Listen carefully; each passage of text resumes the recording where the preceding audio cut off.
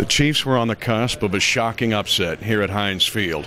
Instead, this is a disappointed locker room as the travel party gets on the plane and heads back to One Arrowhead Drive. Kansas City had a great chance to shock the universe and upset the solar system and get a victory over the Pittsburgh Steelers. The first news, Kansas City got a lead in this game.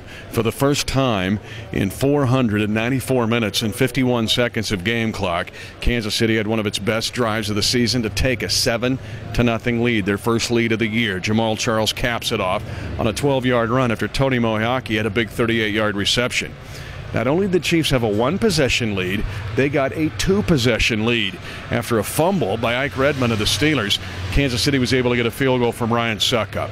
Then two special teams mistakes led to short field, 10 unanswered points for the Steelers. Then one of the craziest quarters in recent Chiefs history broke loose in the third quarter.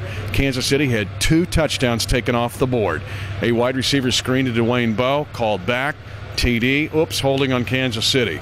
And then on maybe the most bizarre play of the year, Chiefs thought they had a touchdown on a fumble by Byron Leftwich after Kansas City had knocked Big Ben Roethlisberger out of the game on a shared sack with Tom Bahali and Justin Houston. The Chiefs think they've got another fumble. Justin Houston picks it up, runs for a touchdown. Chiefs celebrate and get a penalty in the end zone, but then they rule it was an incompleted forward pass by the official review. But the penalty still stands. The penalty doesn't go away. That gave Pittsburgh a first down. Then a couple other penalties, and the Steelers had a 13-10 lead. But then Matt Castle looked like he was going to repeat what happened in 2009 when the Chiefs beat the same Steelers team at Arrowhead in overtime, when he hit Chris Chambers at that time for a big 61-yard pass on 4th and 15. 4th and 15. He hits Dwayne Bowe on a 27-yarder. It looks like the Chiefs have a shot. They do. In fact, they get a field goal at the end of regulation as Ryan Suckup gets it just inside the upright and over the crossbar. The Chiefs win the toss in overtime. But unfortunately, 2009 turns into 2012. An interception thrown by Matt Castle. Lawrence Timmons, who was all over the field all night for Pittsburgh, returns it to the 5. A short field goal ends the game in the Steelers' favor.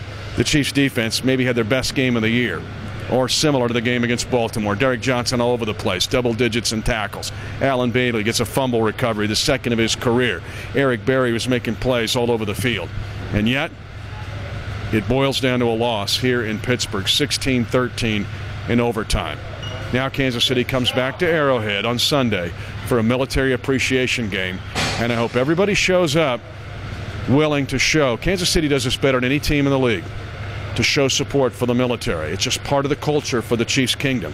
And I hope that culture shows up at Arrowhead on Sunday for Military Appreciation Day and the salute to service as the Chiefs host the Bengals. Disappointing Monday night game here.